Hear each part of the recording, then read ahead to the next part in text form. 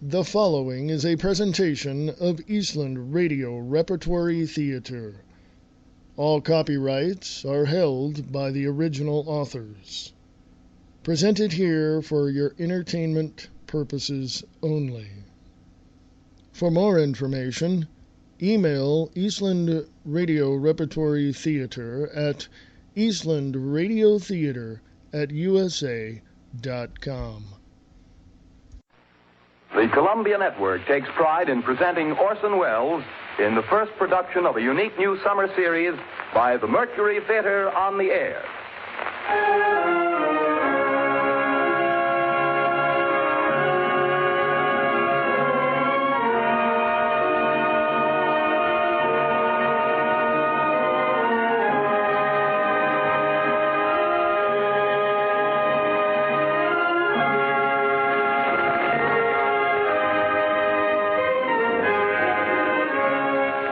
In a single year, the first in the life of the Mercury Theater, Orson Welles has come to be the most famous name of our time in American drama. Says Collier's Magazine, 23-year-old Orson Welles threw a bombshell into Broadway. Robert Benchley writes in the New Yorker, The production of the Mercury is, I should say, just about perfect. Time Magazine declares, The brightest moon that has risen over Broadway in years. Welles should feel at home in the sky, for the sky is the only limit which his ambitions recognize. And finally, the United Press remarked, Meteoric rise of Orson Welles' Mercury Theater continues unabated. With 4 hit shows in its first year, the Mercury might well close its door on a season unparalleled in Broadway history. But Mr. Welles has long been working on a project for a greater audience, the Broadways of the entire United States. The Columbia Network is proud to give Orson Welles the opportunity to bring to the air those same qualities of vitality and imagination that have made him the most talked-of theatrical director in America today. And it is this project which Columbia brings you this summer. The first time in its history that radio has ever extended such an invitation to an entire theatrical institution. But here is Orson Welles himself to tell you about it. The director of the Mercury Theater, the star and producer of these programs, Orson Welles. Good evening. We're starting off tonight with the best story of its kind ever written. You will find it in every representative library of classic English narratives. It is Bram Stoker's Dracula. The next time I speak to you, I am Dr. Arthur Seward. George Goulouris plays Jonathan Harker, and Martin Gable plays Dr. Van Helsing. It is Dr. Seward who tells the story, and so for the moment, goodbye, ladies and gentlemen. I'll see you in Transylvania. The Mercury Theater on the Air presents Orson Welles as Count Dracula in his own version of Bram Stoker's great novel, Dracula.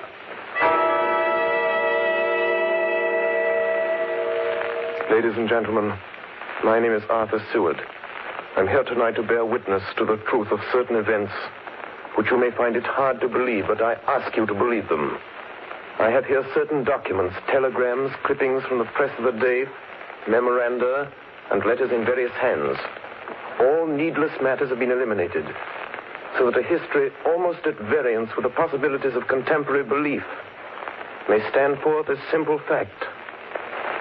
I present you first with excerpts from the private journal of Jonathan Harker. I, Jonathan Harker, lawyer's clerk, article to Peter Hawkins, Esquire of Exeter, England, am writing this journal in the hope that if misfortune overtakes me, it may one day come to the eyes of those who love me. I set out from London on the last day of April to visit one of our clients in Eastern Europe. On May the 3rd, I arrived in Budapest and came after nightfall to Klausenburg on the borders of Transylvania. At Bistritz, there was a letter of welcome for me from our client, informing me that his carriage would await me at the Borgo Pass. It was signed, Dracula.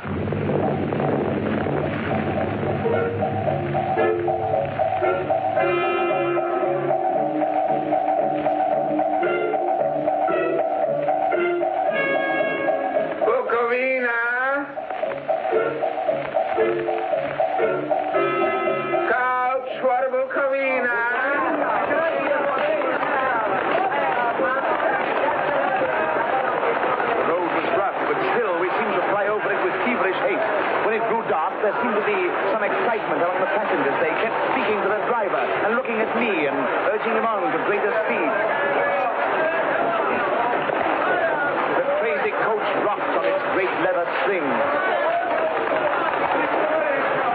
The mountains seemed to come nearer to us on either side. Coachman! Coachman! What is it? Where are we? You're nearing your destination, young hare. This is the Borga Pass.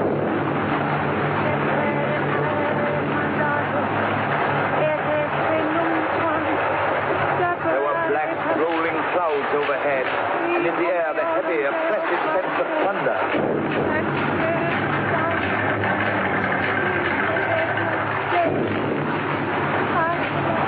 Now, we were through the pass. The young hare is not expected after all.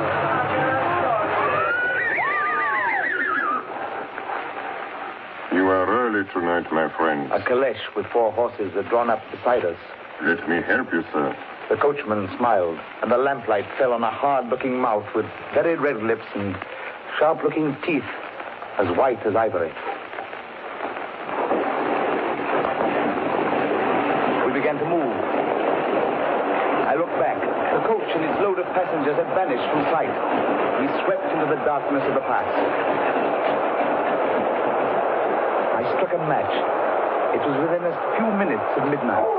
And then a dog began to howl somewhere far down the road. The wind was rising. It moaned and whistled through the rocks, and the branches of the trees clashed together as we swept along. It grew colder and colder still, and fine powdery snow began to fall. The baying of wolves sounded nearer and nearer, as though they were closing round us from every side. We kept on ascending, always ascending. The howling of wolves was growing less. Presently, it ceased altogether. And just then, the moon broke through the black clouds. I saw around us a ring of wolves running alongside the carriage. In silence, with white teeth and lolling red tongues, with long sinewy limbs and shaggy hair. Welcome to my house. I must have fallen asleep. The carriage had pulled up in the courtyard of a vast ruined castle. The coachman was nowhere to be seen. Welcome to my house. Come freely, go safely, and leave something of the happiness you bring. Count Dracula? I am Dracula. His face was strong, very strong, aquiline. The mouth, so far as I could see under the heavy mustache, was fixed and rather cruel looking, with peculiarly sharp white teeth. You hear them, Mr. Harker. The wolves? The children of the night, as you say, Mr. Harker. The wolves. Listen. Come now. There are many things you must tell me tomorrow. Of England and of the estate there you have purchased for me. Yes. The estate is called Carfax, I believe. Yes, that is so. But now I will detain you no longer. You will find your room in readiness. And I advise you not to leave it during the night.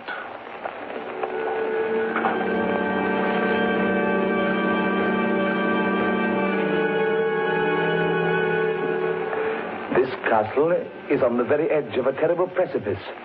A stone falling from the window would fall 1,000 feet without touching anything. I explored. There are doors everywhere, and all of them locked. The door to the great hall, the door to the courtyard, every door in the castle is closed, bolted against me. The castle of Dracula is a prison, and I am a prisoner.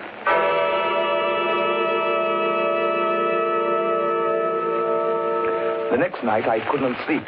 So after a few hours, I got up and, lighting my candle, I placed my shaving mirror on the dressing table and was just beginning to shave. You seem restless, Mr. Harker. I hadn't seen him, although the reflection of the glass covered the whole room behind me. I turned to the glass again. I could see him over my shoulder, but there was no reflection of him in the mirror. It was blank. I started and cut myself on the side of the throat. The blood was trickling down my neck. Count, my mirror! The blood! The blood! Wipe the blood from your face, Mr. Harker.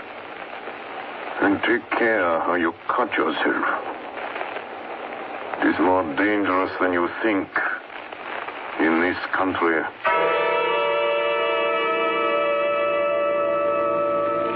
When I woke, I found most of my things were gone. My passport, my notes, my letter of credit. I could find no trace of them anywhere. And my door is locked from the outside. June 20th. There is work of some kind going on in the castle. Now and then I hear the faraway muffled sound of mattock and spade.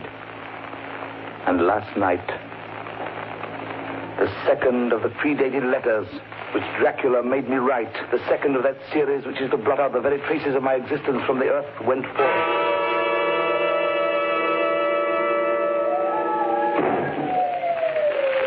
Count Dracula.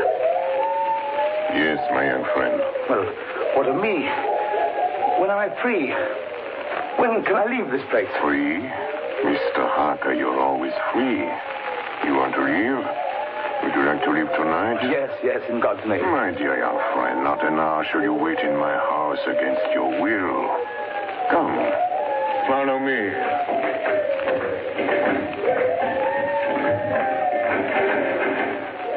The door seems to be bolted. How strange. The door is locked. Well, in God's name, open it. As you will, Mr. Harker. You English have a proverb which is very close to my heart. Welcome the coming, speed the parting guest. Good night, Mr. Harker. Shut the door! Shut the door! I tell you, shut the door! Shut! The door is shut, Mr. Harker. I take it you will remain.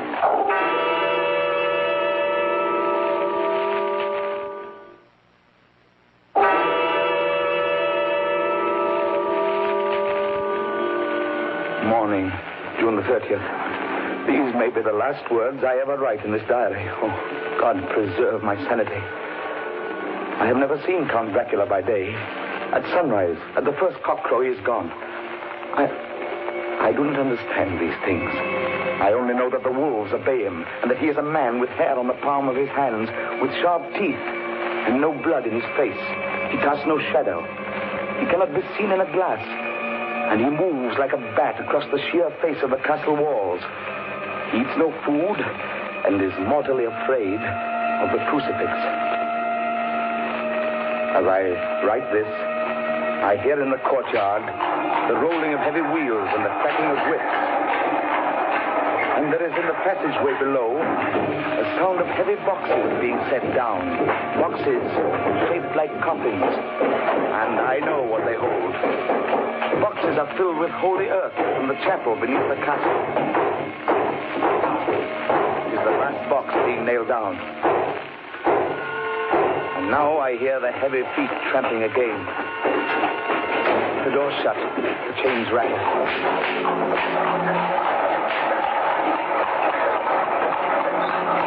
In the courtyard and down the rocky way, the roll of heavy wheels, the crack of whips. Help! Help! Help! The wagons have gone. I'm alone in the castle. I'm alone in the castle. I'm alone in the castle. I'm alone. I'm alone. I'm alone. Ladies and gentlemen, this is Dr. Seward. Mr. Harker's journal terminates at this point. I now present in evidence a clipping dated August 8th of that year from the Yorkshire Telegraph from our correspondent in Whitby. One of the greatest and suddenest storms on record was experienced here today. The weather has been somewhat sultry, but Saturday evening was fine. The band was playing. The piers were crowded with holidaymakers. The wind fell away entirely during the evening, and there was a dead calm. There were but few lights at sea. The only sail noticeable was a foreign schooner under full canvas, which was seemingly going westward. A little after midnight came a strange sound from over the sea, and high overhead the air began to carry a strange, faint, hollow booming. Then, without warning, the tempest broke. And there, with all sails set, was the foreign schooner rushing with terrific speed toward the shore. A searchlight was turned on her. And there, lashed to the helm, was a corpse with drooping head which swayed horribly to and fro at each motion of the ship. A moment later, she crashed. And then a strange thing was seen. At the very instant she touched, a huge dog sprang up on deck from below and, running forward, jumped from the bow onto the sand and, making straight up the east cliff toward the graveyard, vanished into the night. The Coast Guard, going aboard at dawn, found the dead man fastened to a spoke of the wheel. Tightly clutched in one hand was a crucifix. The man must have been dead for quite 2 days. In the pocket of the dead man's coat was found a bottle, carefully corked, containing a roll of paper. This proved to be an addendum to the ship's log. There was found on board only a small amount of cargo, and that of a most unusual nature. Apparently the ship carried nothing but earth. Common earth, packed away in wooden boxes, shaped much like coffins.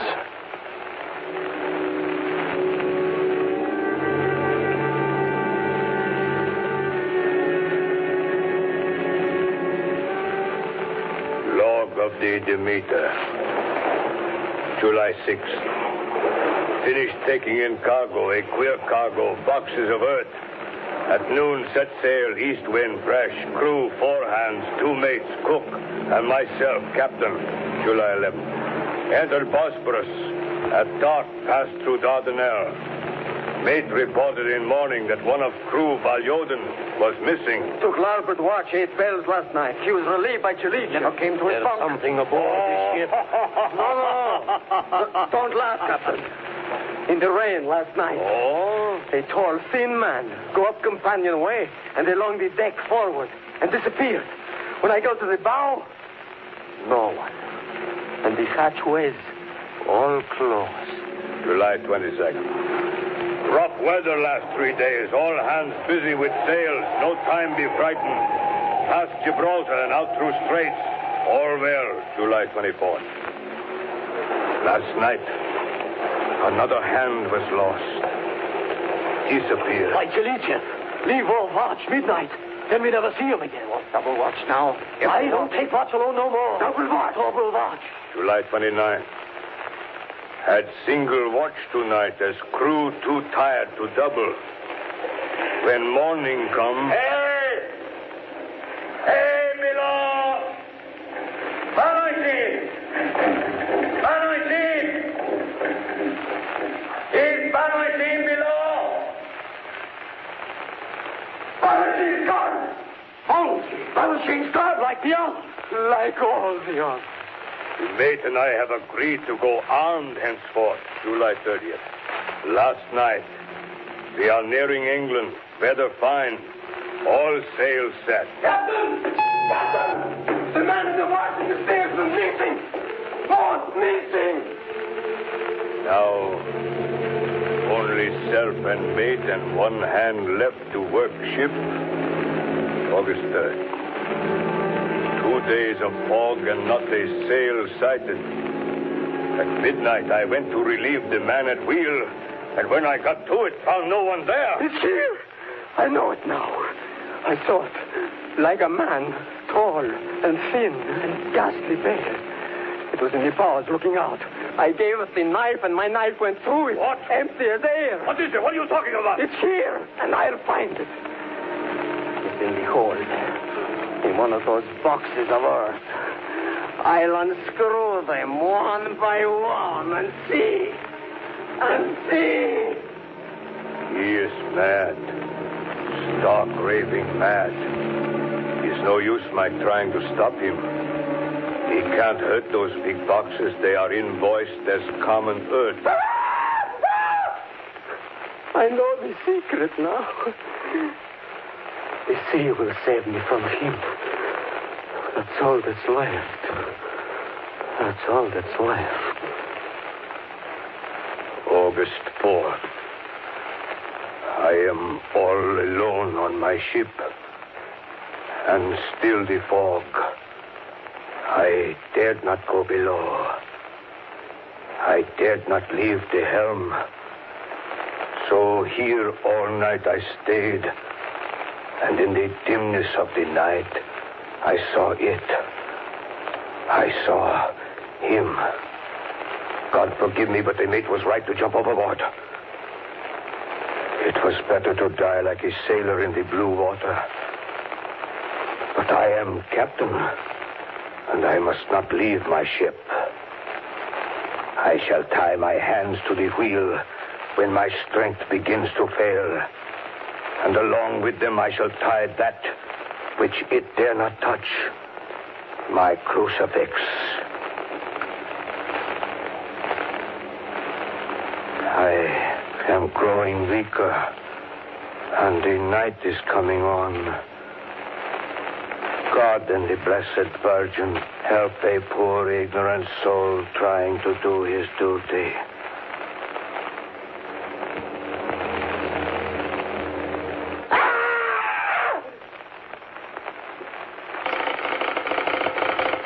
Telegram, Seward, Perfleet, to Van Helsing, Amsterdam. Lucy Westenra in alarming condition. Cannot diagnose. Come at once. Seward. Telegram, Van Helsing, Amsterdam, to Stuart, Perfleet. I'm on my way to you. Please arrange the examination immediately my arrival, Van Helsing. Ladies and gentlemen, I must now explain that 6 months before the events recorded here, I had become engaged to a young lady, Lucy Westenra. We were to have been married in the spring. My old teacher, Professor Van Helsing, arrived at 4 the next afternoon. I took him at once to Lucy's house. She lay in a bed asleep. She was ghastly, chalkily pale. The red seemed to have gone even from her lips and gums, and the bones of her face stood out. Young Miss is bad. Very bad. She must have blood or she will die. Yet she is not anemic. The qualitative analysis of her blood gives quite normal condition. It is strange. I do not like to think how strange. Look! My God, her throat, look! The black velvet band that she always wore had dragged up a little and showed a red mark on her throat. Just over the external jugular vein were 2 punctures, not large, but not wholesome looking. The edges were white and worn looking. Well? Well, what is it, Professor? What's wrong with her? Speak frankly. You can tell me the worst. I wish I could, Stuart. I wish I could. But I do not dare. But won't you tell me anything? I will tell you this. Your young lady is in a danger greater than death. You must believe me. If you leave her for one moment and harm befalls, you will not sleep easy thereafter.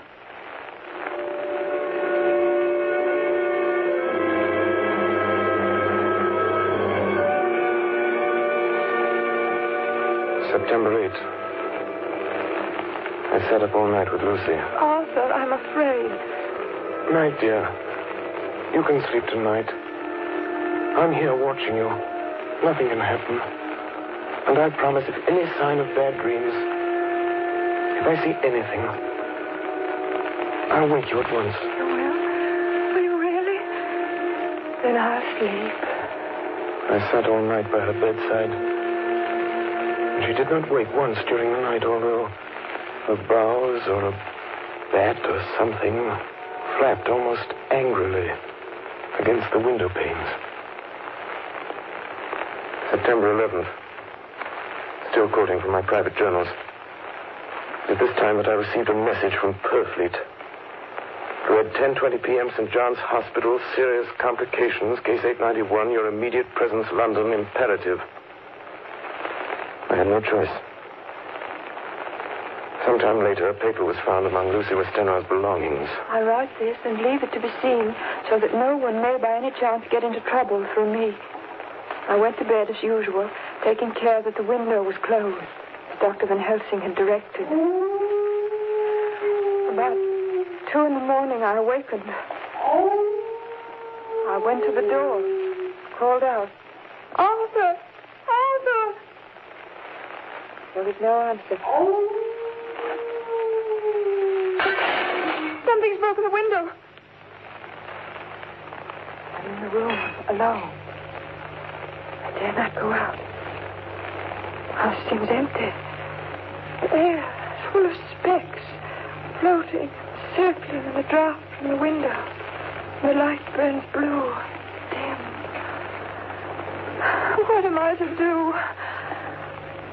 Something very sweet and very bitter all around me. Nothing sinking into deep water.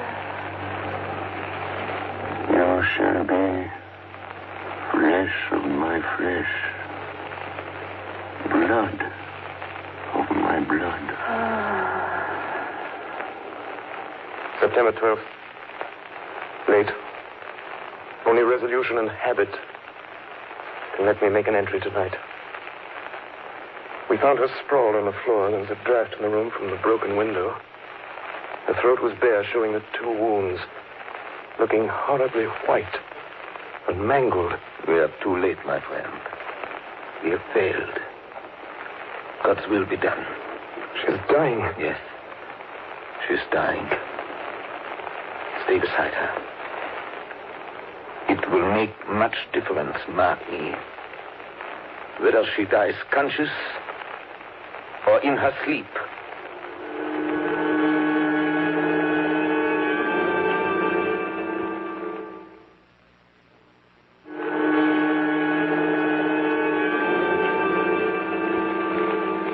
It was late in the afternoon before she opened her eyes. Arthur, oh, my love, I'm so glad you've come.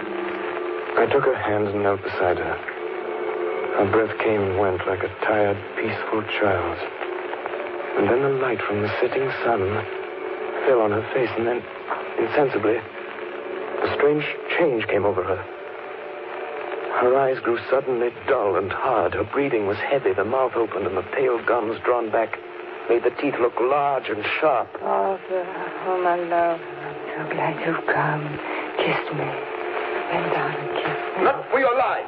Not for your living soul and hers. Lucy! She's dead. Poor girl. There's peace for her at last. The end. Not so. It is only the beginning. Wait and see.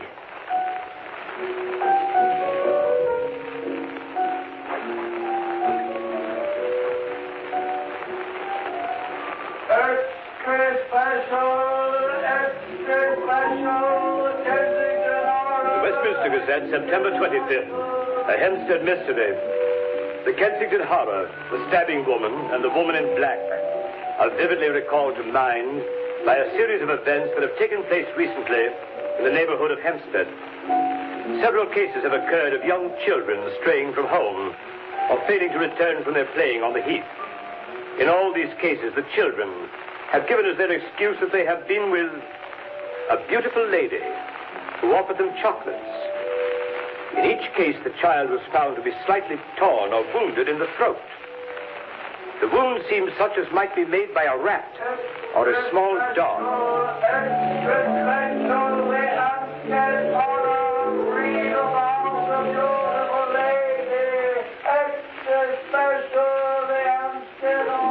The Hempstead Horror. Another child injured by the beautiful lady. We have just received intelligence that another child missed last night was only discovered late in the morning. It has the same tiny wound in the throat. Well, Stuart, what do you think of that? You mean to tell me, my friend, that you still have no suspicion as to what poor Lucy died of? Nervous prostration, following great loss and waste of blood. And how was the blood lost or wasted? You are a clever man, my friend, and a good doctor. But you do not believe that there are things that you cannot understand. You are wrong, Stuart. Are you aware of all the mysteries of life and death? Can you tell me why in the pampas there are bats that come at night and open the veins of cattle and horses and suck dry those veins? How in some islands of the western seas there are bats which hang on trees all day, and then when the sailors sleep on deck because it is hot, flit down on them, and then in the morning are found dead men as white as Miss Lucy was? I understand none of these things. Up to tonight, Stuart. If you dare to come with me, perhaps then you will understand. September 29th. Before dawn. Now it is done.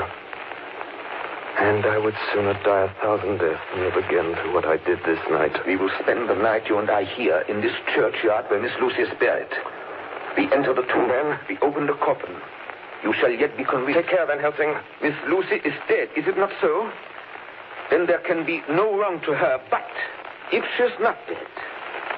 With some difficulty, we found the West End tomb. I took up my place behind a yew tree. On one side of the tomb, Van Helsing on the other. I was chilled and frightened. Suddenly, I saw something moving between two yew trees. A dim, white figure which held something at its breast. The figure stopped. I could not see the face, for it was bent down over what I saw to be a fair-haired child. There was a sharp little cry, such as a child gives in sleep, or a dog as it lies before the fire and dreams. Then the thing saw us. She drew back with an angry snarl. The lovely blood-stained mouth grew to an open square. If ever a face meant death, I saw it at that moment. Then suddenly she turned and vanished in the direction of the tomb. The child is not harmed. We leave him in a safe place where the police find him. There's more to do. Come. Now we were in the tomb. Then in the coffin, the thing lay. Like a nightmare of Lucy, the pointed teeth, the blood-stained mouth. Van Helsing never looked up. From his bag, he took out a book, his operating knives, a heavy hammer, and a round wooden stake, some 2 or 3 inches thick, sharpened to a fine point, and hardened over a fire. Stewart! The life of this unhappy woman is just begun. Then she become what you call undead. There comes with the change the curse of immortality. She cannot die, but must go on age after age, adding new victims. Because all that die from the preying of the undead become themselves undead and prey on others. So the circle goes on, ever widening as the ripples from a stone thrown in the water. But if this lady, this undead, be made to rest as true dead, then the soul of the poor lady whom we love shall be again free. Tell me, what am I to do? Take this stake in your left hand, the hammer in your right. Yes. Place the point over the heart. Yes. Then, when I begin the prayer for the dead, in God's name strike. Are you ready? Now, Domine Jesu Christe, Fili de vivi, qui mans tuas ex voluntate Patri.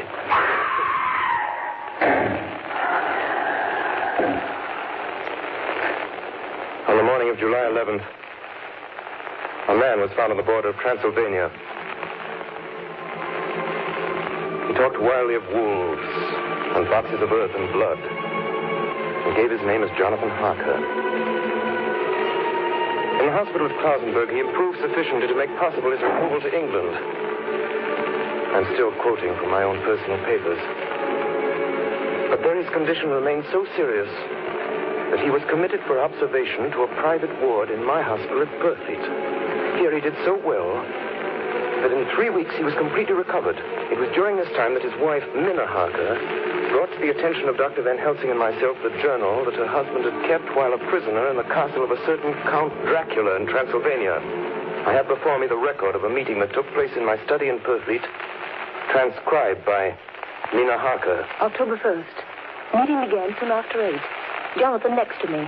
Dr. Seward opposite to Van Helsing at the head of the table. My friends, there are such things as vampires. Had I known at first what now I know, one so precious life had been spared to many of us who love her. The vampire which is amongst us is of himself so strong that he can direct all the elements. The storm, the fog, the thunder. He can command all the meaner things, the moth and bat, the owl and the fox and the wolf. How, then, are we to begin our strike to destroy him? How shall we find his place? And having found it, how can we destroy?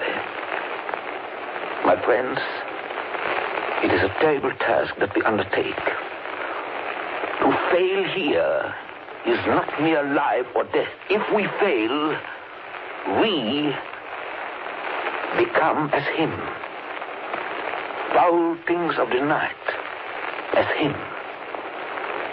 What do you say? I answer for myself. Count me in. I'm with you. The professor laid a small golden crucifix on the table. We took hands, and our solemn pact was made. My friends, we too are not without strength. The vampire flourishes on the blood of the living. Without this, he cannot live. He throws no shadow. He makes no reflection in a mirror. He can transform himself to a wolf, to a bat. He can come on moonlight rays as elemental dust. He can see in the dark. He can do all these things. Yet he is not free. His power ceases at the coming of the day.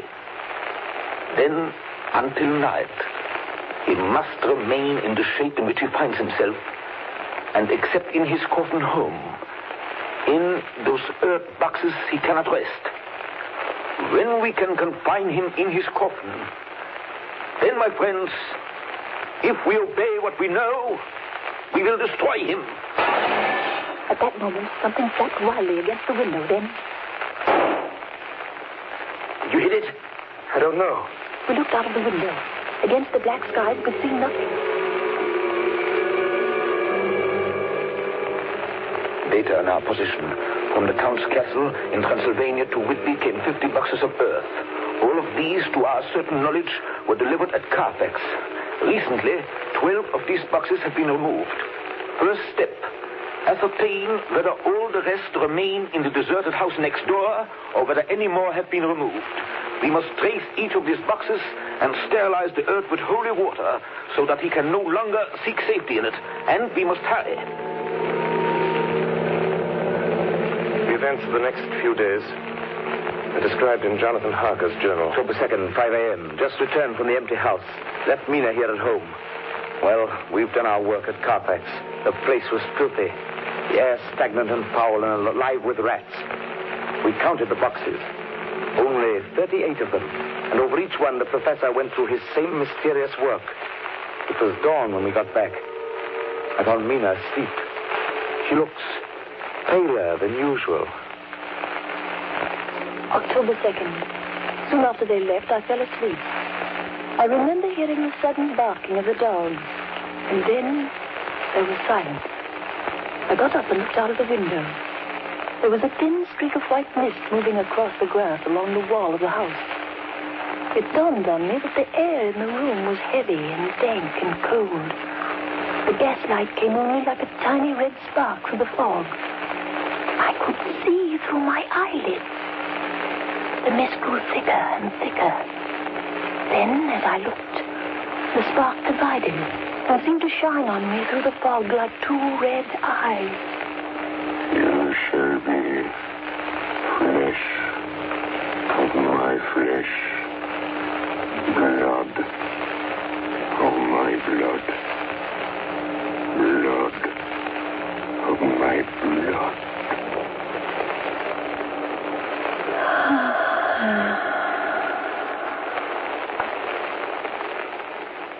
October 2nd, 8 p.m. We're on the track. 12 boxes were delivered last week to an empty house at 347 Piccadilly. My dear friends, until the sun sets tonight, Dracula must retain whatever form he now has. We have this day to hunt out all his lairs and sterilize them. Then he will have no place where he can move and hide. But we have only until sunset. The house in Piccadilly was empty. Like the one at Purfleet, the same sickening smell was in the air. On a table, we found a clothes brush, a brush, and a comb, and a basin. The latter containing dirty water, which was reddened as if with blood. The boxes are back here. 8, 9, 10, 11. Only 11. There's a 12th box somewhere. Gentlemen, it is after 6. The sun is setting. We've no time to lose. He will return at any moment. Open the boxes. Quiet. Listen. Be ready.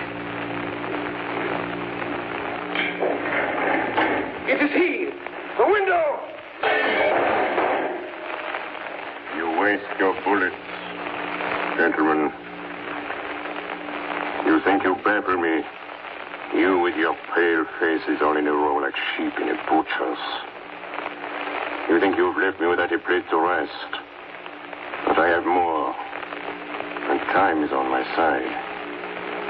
The one you love is mine already. I have known her. Already my mark is on her throat. Flesh of my flesh. Blood of my blood. She is with me always. Over land or sea.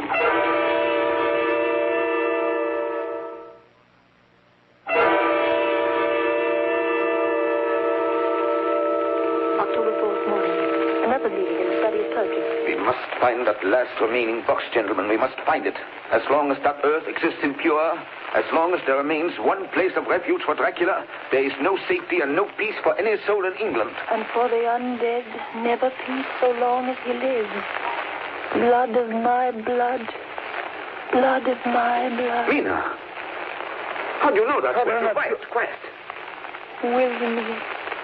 With me always, over land and sea. Mina, darling, how did you know that Dracula said those... I don't know. The words just came. Strange. There are times when somehow I feel that I'm with him. At sunset? Yes. Just at sunset. And again at sunrise. Dr. Van Helsing, if I could... If at that time you... Have you the courage? Courage for what? What do you mean? Dr. Van Helsing here will question me. I will question her, yes. In a state of hypnosis. The one you love is already mine, he said. She is with me always, over land or sea. Ah, Count Dracula. Perhaps she will betray you if she is really with you, this one we love. Who knows? If she is really with you over land or sea. Blood of my blood. Mina. Yes? Answer me, Mina. Are you with him? Yes, I am with him. Where are you? I do not know. It is all dark. But you hear? The lapping of water. I can hear it on the outside. Then you are on a ship. Yes. What else do you hear? There is the creaking of an anchor chain. What are you doing? Still. Oh, so still. It is like death. It's like death. Here's a report from Matson Peabody, shipbrokers. Dated October 5th, according to Lloyd's list, the only sailing ship that left for the Black Sea yesterday was the Tsarina Katrina, bound for Varna. Some hours before she sailed, a man came alongside, all in black, driving a cart with a great box in it. This he lifted down single-handed and carried below. No one remembers having seen him after that, as heavy mist came up over Doolittle Dock until sailing time. The rest of London Harbor remained completely clear. Our plans are made. The average sailing time from London to the Black Sea is 3 weeks. We can travel overland to the same place in 3 days. We shall be there waiting for him when he arrives. October 15th, arrive Varna about 5 o'clock. Mina seems stronger. Every morning before sunrise and just before sunset, she speaks to Van Helsing in a trance. Are you with him, Mina? Tell me, are you with him? I am with him. What can you see? Nothing. All is dark. What can you hear? I can hear the waves lapping against the ship and the water rushing by. The wind is high. I can hear it in the shrouds and the bow throws back the foam. So, the Tsarina Katrina is still at sea, hastening on her way to Varna. The Count cannot cross running water. so we cannot leave the ship without being observed. What do you hear, Mina? Tapping waves and rushing water. Darkness.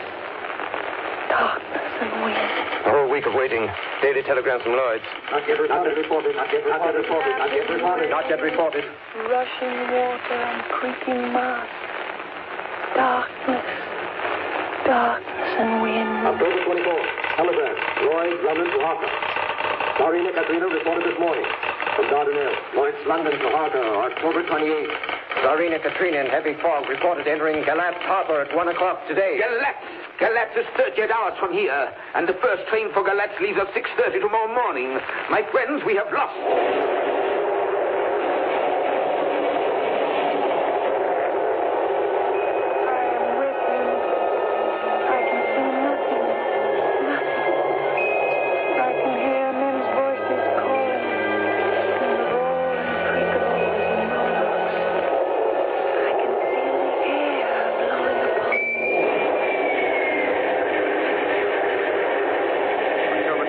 Evening. We're due between 2 and 3 in the morning, but already at Bucharest we are 3 hours late.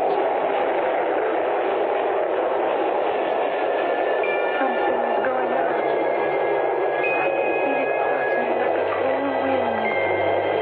I can hear far off confused sounds. Men talking in strange tongues. Tears falling water in the howling of waves.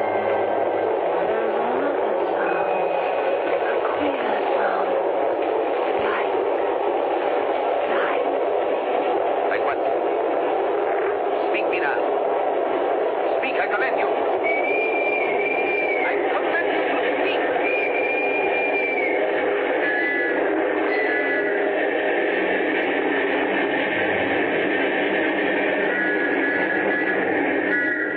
Arrived in Galatz. Saw Captain Sarina Katrina. A man come aboard with an order an hour before sunup to receive a box for a party by the name of Dracula. Had his papers, I read. Emmanuel Hildesheim, his name was. Mr. Hildesheim? Yes. You went over to the box yesterday. I get the Kylov by order. Kylov. Mr. Kylov? I know. This morning they find him dead inside the churchyard of St. Peter. They find him dead with his throat torn open. October 30th evening. There are two ways in which Dracula can get back to his own place.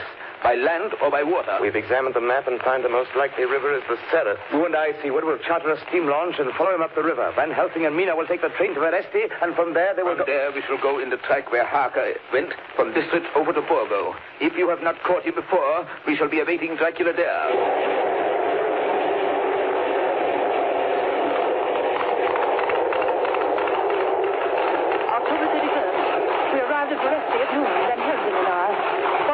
Here, and we start in an hour.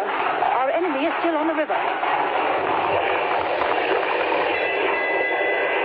October 31st. We can run at good speed up the river at night. There's plenty of water, and the banks are wide apart. November 1st, evening. No news all day. We hear that a big boat went up the river before us, going at more than usual speed.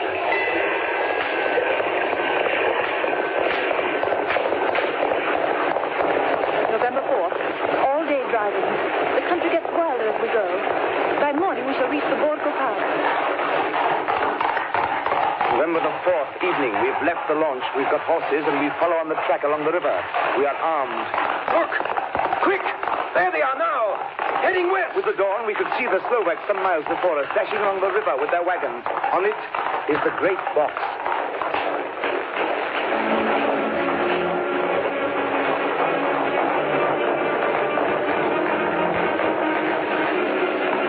Late in the afternoon, we reached the Borgo Pass. Van Helsing! Look! Look! We could see a long ray all around us. Far off, beyond the white waste of snow, was the river like a black ribbon curling. Between us and the river, not afar off, came a group of men, mounted Slovaks hurrying along. In the midst of them was a wagon which swept from side to side. On the wagon was a great box. Look! We see two horsemen following fast, coming up from the south. Now the horsemen are not more than a mile behind. Now the wagon is quite close to us. We can see the great box swaying crazily. Now they are almost upon us.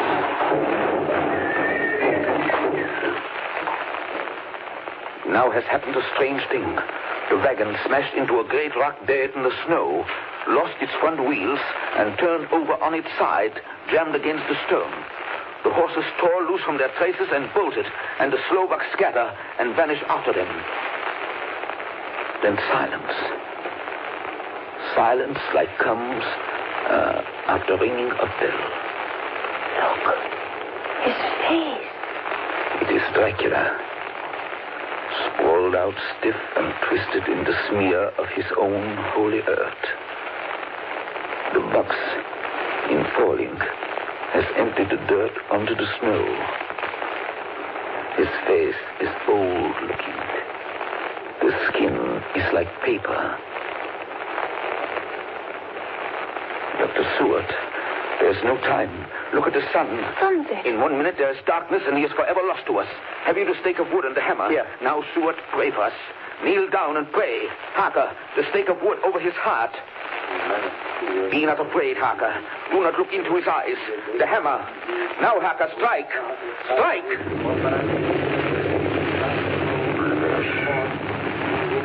Flesh of my flesh. Guilt of my guilt. Death of my death. Speak and be manifest in the instant of your master's peril. Elements of darkness, rain, evil winds, mist and mold and tempest. Strike! The others couldn't. But somehow I can hear him speaking behind his eyes. Claw, wing, tooth, scale, tissue of flesh, death of my death, dead and undead.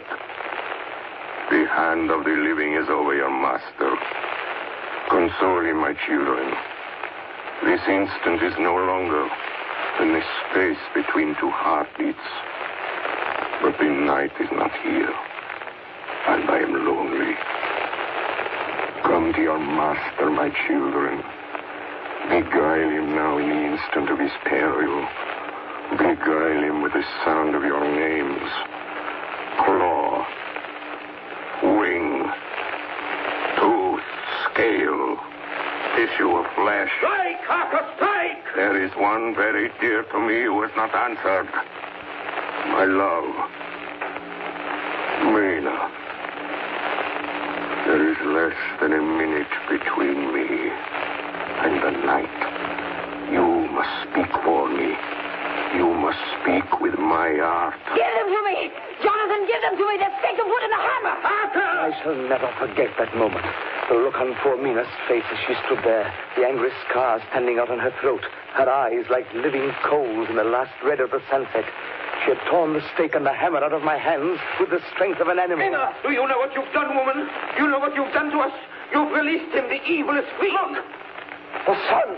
As we looked down at Dracula, the eyes saw the sinking sun, and the hate in them turned to triumph. Flesh of my flesh. Come to me, my love. Come into the night and the darkness. You have served me well, my love.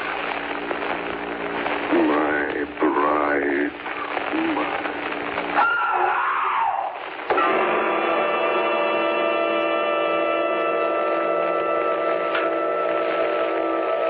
Ladies and gentlemen, all the evidence in this case is now before you. I've added nothing. And to the best of my knowledge, I've omitted nothing that might help to throw light on the extraordinary events of the year 1891, which culminated on that terrible evening in the Borgo Pass. There remains only this one last report. When Mina Harker seized the stake and hammer from her husband, I believe she was under some form of hypnosis. She herself remembers nothing. But whatever influence was at work on her, she must, at the last moment, have rejected it. For at the exact instant the sun disappeared, it was Mina Harker who drove the stake through the heart of the thing that called itself Dracula. At that same instant, even as we looked, the wound on the side of her throat was no more. As for Dracula, before the scream of the creature had died from our ears, the whole body crumbled into dust and passed from our sight. In that final moment of dissolution, there was in the face a look of peace, such as I never could have imagined might have rested there.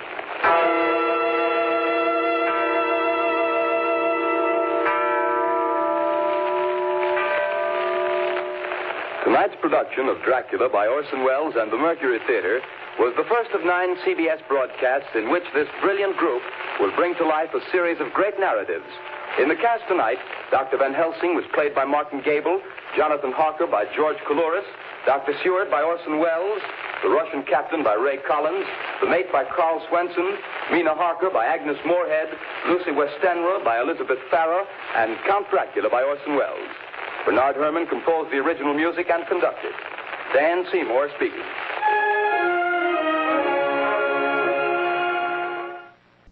If you have any questions about tonight's presentation, please email Eastland Radio Repertory Theater at eastlandradiotheater@usa.com. The following is a presentation of Eastland Radio Repertory Theater. All copyrights are held by the original authors. Presented here for your entertainment purposes only. For more information, email Eastland Radio Repertory Theater at eastlandradiotheater@usa.com.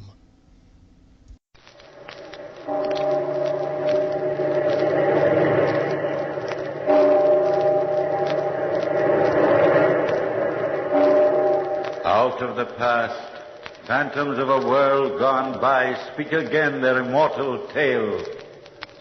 The Dog.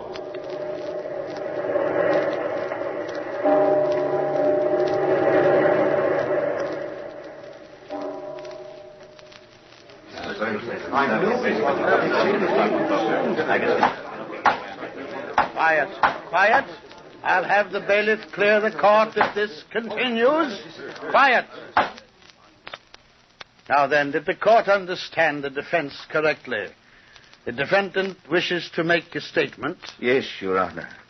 I wish to make it regarding the death of the fortune-teller, Madame Philomel of Golash Street. My name, as I have said, Your Honor, is Frederick Hippie. I am an inventor, and have fashioned many strange things. In Golash Street I was, and still am, called the Wondersmith. And what I wish to say now is not merely a change in testimony. No, Your Honor, it is more than that. It is a confession. I am only a man who hated his stepdaughter with a burning passion. Hated her who through all her life crossed me, whose willfulness made of my days a running sore, whose very youth and strength angered my aging eyes. Yes, hated her, and to make her life suffer was my one consuming ambition. Now she is out of my reach. The young man, Solon, her foolish and scrawny lover, is innocent of anything in the death of the fortune-teller Philomel. I am the guilty one. The events began when I first saw them together, Solon and my stepdaughter, Zonila. Solon had a bookstore, a hovel of a place across the street. On this afternoon, he was reading to my stepdaughter, Zonila, and the pleasure on her face angered me. I could hear Solon's voice from where I was, standing in front of my shop with Philomel, the fortune-teller. Let me not the marriage of true minds admit impediments. Love is not love. Wondersmith, your little bud's blooming in the sun. Zonila! Zonila! Yes? Come here. Look how he shuts his book with a bang. You've a great voice for frightening, Wondersmith. Yes? Have you sat there in the sun long enough, cooing to each other like sick doves? We're not. Get in the house. Upstairs to your room and stay there. Your lover will bake alone in the sun. Get in. Wondersmith, The joy's gone out of her face. She'll laugh only when I laugh. Get in the house, Unila. You're a fine stepfather, Wonder Smith. Your daughter's lucky. Stop it. We've business, Philomel. So we have. We made a bargain, Philomel. I have done my part of it. Have you done yours? Yes, Hippie. My magic has trapped a soul for the doll. It's in a bottle. You say your part is done? Yes. The paint is drying on the doll now. We will meet tonight at 8 in my shop. Do our honored colleagues know? Coplon the honest jeweler and Oak Smith the cutthroat? I've told them. And we will test the doll tonight. Yes. It will be a rare sight, Wonder Smith, to see a wooden mannequin come alive full of murder and wrath. If the soul you've bottled is full of murder and wrath... Do not worry, neighbor.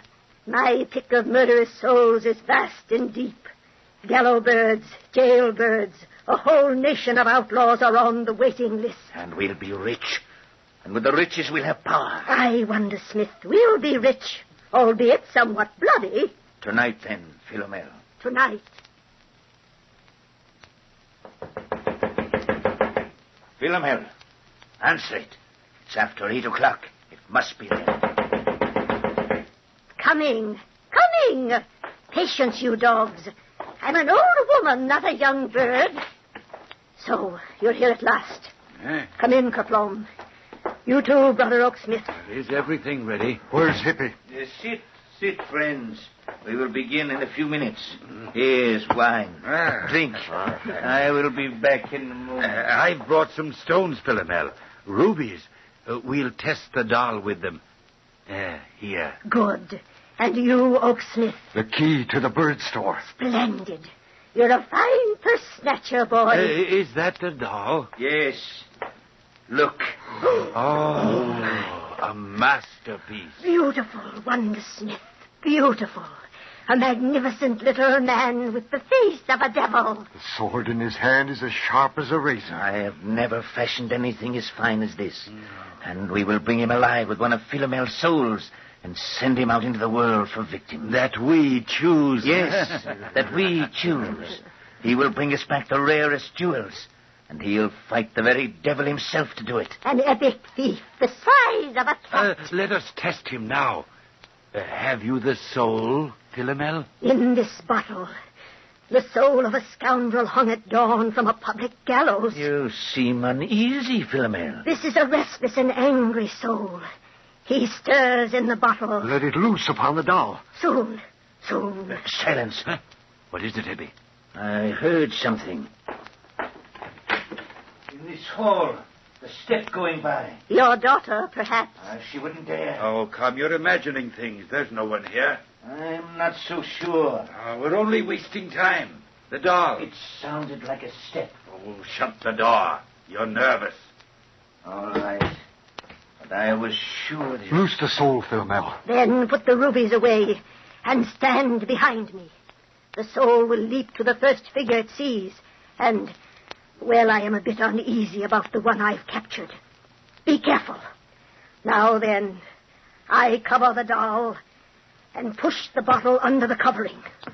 Loose the stopper and, unerring, sure with devilish art, possess this body, seize this heart, muscle and nerve and brittle bone. Make them all your very own. Oh, it's moving under the covering. Pull off the wrapping. Pull it off. I'll do it. See. Oh, by the seven gods. It's alive. Yes. Alive. Like you and I. See how it glares at us, turning its doll's head from side to side. Oh. Look. It bares its teeth at me. The hate in its eyes when it glares at you, Philomel. Beware its sword, Philomel. Hippie, it is not a friendly doll. That's the soul you gave it, Philomel. It does not like me. Perhaps it wants the taste of blood, and I've the most of it here. The key to the bird store, Philomel. I gave it to you. So you did. Well, my bitter little foe, you shall have your taste of blood. Oh, you'd better call back that soul, Philomel, until we get to the bird shop. I think I'd better, too. Come, my friend. It's home for you. Better call back the soul. Relax the muscle. Release the bone. Give up this palace. leave this home.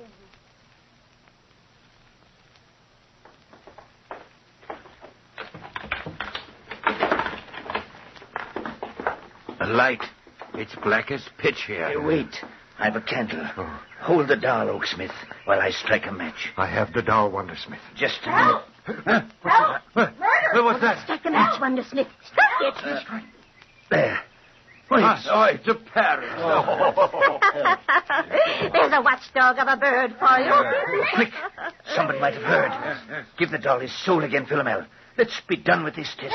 Silence! Master! Silence, you feathered fool. To work. Cover the doll. The bottle now, and unerring, sure with devilish art. Possess this body. Seize this heart. Nerve and muscle and brittle bone. Make them all your very own. Save the house, Master. Quick! Put the rubies in the parrot's cage. And it's alive! At first, Your Honor, the tiny doll glared murderously at Philomel, the fortune-teller. Even in the candlelight, I could see her grow pale. But the instant the doll saw the jewels, greed crept into its eyes. And nimbly, its tiny sword glittering in the candlelight, it ran across the tabletop, jumped to a shelf, and then, as graceful as a cat, leaped across to the parrot's cage. For a moment he hung there, the cage swinging back and forth, silently, back and forth. The parrot shouted at him, but the doll showed no signs of fear. He stared coldly, and with a thin, amused smile at the bird behind the bars. What happened then, Your Honor, happened in a twinkling. The doll flung the cage door back, and in he leaped, his sword flashing with a rapier speed. The parrot's wings frantically beat the air, and it screamed. Blood peered upon the bird's breast. The doll, like an Italian fencing master, danced about the frenzied bird, plunging his sword into it time and time again. All of us stood there, staring, open-mouthed, at the struggle in the cage, unaware that it was only the parrot screaming. It seemed to each of us that we could hear the din of some titanic battle, that we could see the dust of some distant armies locked in war. And then it was over in a flash. The bird screamed. It shuddered, and spasms racked its body. And then it fell to the floor of the cage. For a moment, the doll stood there, wild-eyed and panting. And then it bent, scooped up the rubies, and swung out of the cage. When it reached us, it dropped the jewels on the tabletop and watched Philomel. Magnificent. Magnificent. Did you see him? Lord. My doll's a success. A success. Philomel, watch out. Hippie! Hippie! I've got him. Draw the soul out quick. Did you see? He lunged at her. The doll lunged at Philomel. Draw out the soul. Draw out the soul. Relax the muscle. Release the bone. Give up this palace. Leave this home. The doll lunged at Philomel, the fortune teller?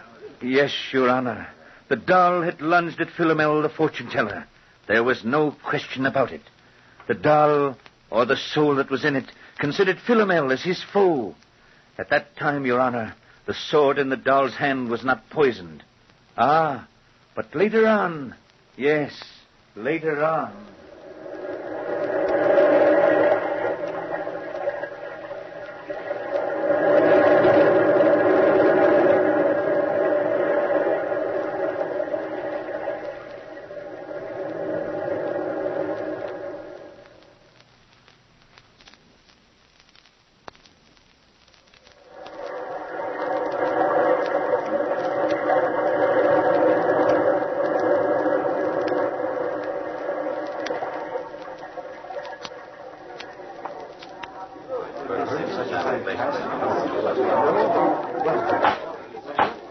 Silence. Will the court be quiet? Must I clear it? Now you may go on, Mr. Hippie. Continue with your confession regarding the murder of the fortune-teller, Philomel. When we were done there in the bird shop, and we'd drawn the soul out of the doll in time to save Philomel, we separated. I took my doll, now stiff and wooden, back to my shop, placed it on a shelf, and began walking upstairs to bed. I didn't hear the voices until after I'd reached the first landing. He left you here like this in the dark? He always leaves me like this, Solon. I sit for hours in darkness. I cannot open the window. He nailed it shut. I watched from the street many times, hoping you'd come to it. I couldn't. I know why now. What shall I do, Solon? My life here is a misery. He beats me, treats me like a slave, and hates me. Come away with me, Zonila. With you? Yes. Listen to me, Zonila. All that has been said between us are the words in books I've read to you. They were meant for others, those words. But when I said them, I knew. I felt that they were mine. What are books to me, Zonila, but sources to find my thoughts of you in words? Solon. Don't look at me with such wonder and surprise in your eyes, Zonila. Is it a wonder that I should love you? Is it an incredible event that your name should ring like a joyous bell in my brain? For months I've watched your window, hoping to see you appear in it. For months, torturous days, I've loved you, Zonila, loved you, and spoke to you the words of others because I was afraid. You love me, Solon? Me, a poor wretch? No poor wretch to me, Zonila, but the reality of my dream, the personification of my hopes. Me? Me? My love's as wide as the ocean's wide, Zonila, and as deep and as strong and firm as the iron mountains. Solon, Yes. it's so hard to say. So hard. Say it, Zonila. Say it. Dear Solon. You're crying. Because the miracle has happened. A miracle. Zonila. I've loved you from the first time I heard your voice. And I thought you were only kind, showing pity. And I needed even that. I never thought you'd love me in my misery. Zonila, come away with me. Something is happening here in this house. It's evil. I felt it. You must come away with me. Wherever you want to go, Solon. Will you come now? Yes. Father. And where will you take her? Mr. Hippy. In what volume is this chapter, Bookworm? Is the escape all planned out for you by some other writer? I don't need their help. Yet you used them to steal her affection from me. Affection? What affection? From her father's loving bosom you would steal her, his light of life. Leave us alone. I'm the brute, eh? The beast who treads on delicate feelings, is that it? We're leaving her together. Without my blessing? Without your curse. Come, Zonila. Stop. Leave the girl alone, cockerel, or I shall smash you even more than I planned. Do you think, fool, that I shall let her go? After all these years of crossing me, taunting me, do you think I shan't have my vengeance? Solon, Solon! Cry to your miserable lover. Get out of the doorway. I have plans for you, Zonila. You shall play nursemaid and mother to a doll I've fashioned. A more murderous child you'll never have. It's a gift I've carved for you to amuse you when you're lonely or to haunt your dreams. And I've a name for that doll. A fine name. One which will dry your tears when the real owner of it is no more. It shall be called Solon. Get away from the door. The comedy is over now, Bookworm. Solon, he's coming towards you. That's an alert girl you'll never wed, Bookworm. Come here. Don't, Solon, don't. No, cockerel, we'll test you. Solon! Solon! Solon!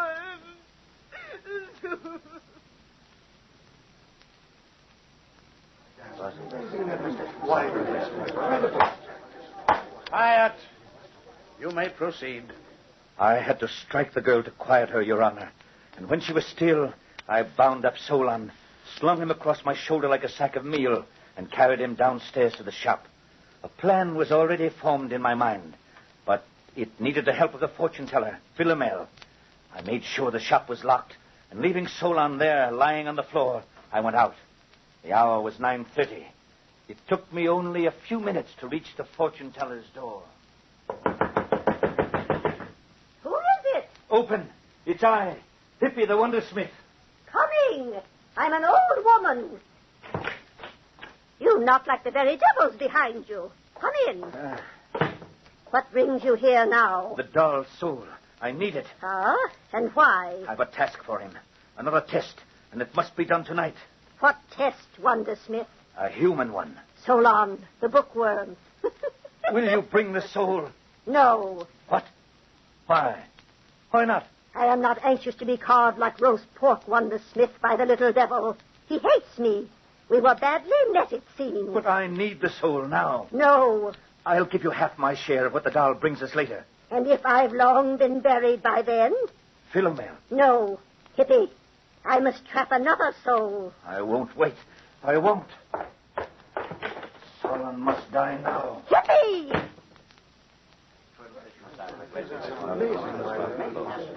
But I wasn't leaving as early as that, Your Honor. Outside the fortune-teller's door, I waited. And when I heard her creak out of the room, I stole in. I knew where she kept the bottled soul. I found it, slipped it in the pocket, and stole out down to my workshop again. Solon was awake now, and as I came in, he watched me. I was pleased that he would be aware of what was going to occur. Who is it? Who's there? Awake, bookworm? Good. You shall be my audience. Look, do you see this bottle? Answer. I listen. Let me go, hippie. Soon. You shan't be in this world much longer. This bottle. Let Zonila go then, if not me. It's Zonila I want. It's you I've no use for, bookworm. Look, there's a soul trapped in this bottle. The fit's a tight one. Listen how he stirs. Hippie. What? What do you want? I'll give you anything. The riches of books? The wealth of fool's wisdom? Have you any gold? No, but... Then we will go on. I have a doll, bookworm. Let me show you why I am called the Wondersmith. Look, isn't he a very devil of a fellow? Oh. And the sword, it's sharp. Small, but life, they say, hangs only by a thin thread. Yet, to make sure, bookworm, I shall poison the sword. You're mad, hippie. Mad or not, I shall kill you. There. The sword's primed. Now watch me. Oh. I, too, can create life. I shall cover the doll. Now, if you please, I shall place this diamond ring upon your chest. My doll needs an incentive. No, don't move. Have you pity? Pity is a disease of fools. I've done without it. But no man... Stop. Take your ethics to the grave with you. Now, the moment's ready. Watch sharply. I put the bottle beneath the wrapping. Loose the stopper and... Unerring, sure, with devilish art, possess this body, seize this heart, nerve and muscle and brittle bone, make them all your very own. Look, it moves. Off with the covering, off. See how he glares. There's your victim there. Epium, once. Philomel. You fool, Philomel, the doll, Philomel. Stop it, hippie! Stop it!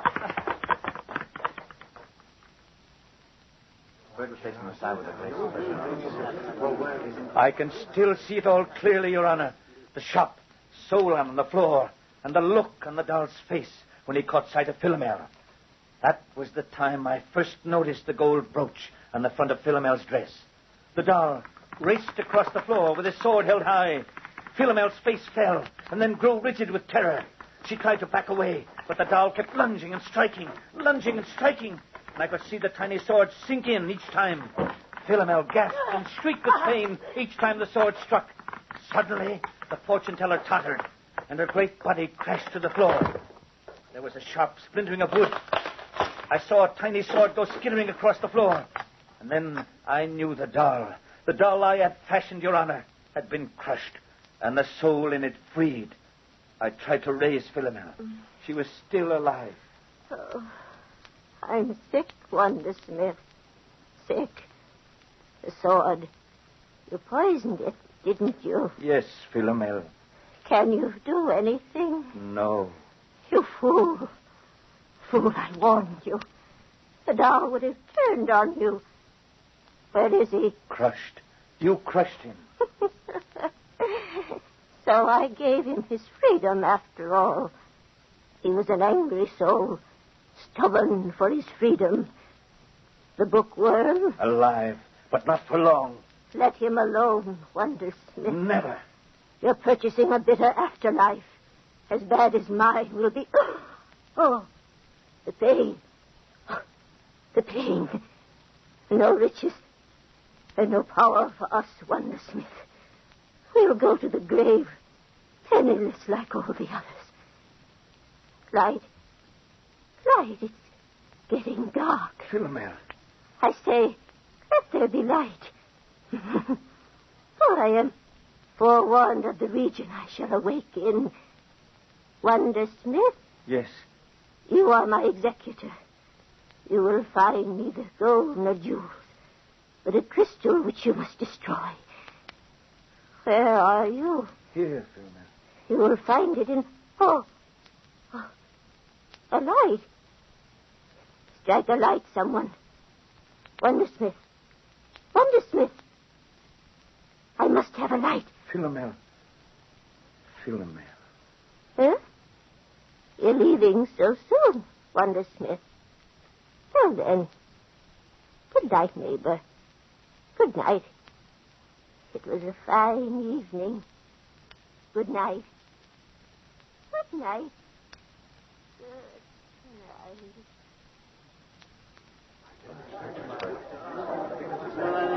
And she was dead, Your Honor. And for a little while, I sat there in the silence, holding her head in my arms. I think, and believe me, Your Honor, it is important that you do. I think I loved the fortune teller. In a little while, I got up. The young man was staring at the door. In it, pale, drawn, filled with terror, stood Zonila, a pistol shaking in her hand. I could have taken it from her without danger, Your Honor. But what was the use? Philomel was dead, and I knew it was the end. How can I explain it? The rest you know. How Solon and Zonila brought me to the police. How I was brought to trial.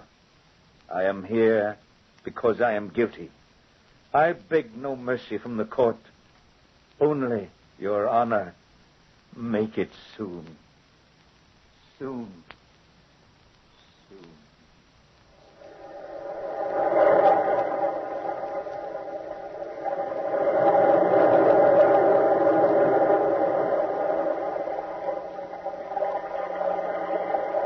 From the time-worn pages of the past, we have brought you the story, The Doll.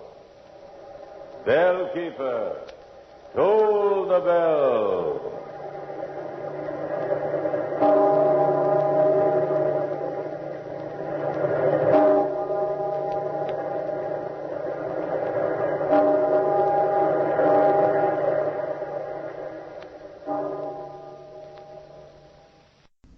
This has been a presentation of Eastland Radio Repertory Theater. For more information, go to eastlandradiotheater.weebly.com or email us at eastlandradiotheater@usa.com.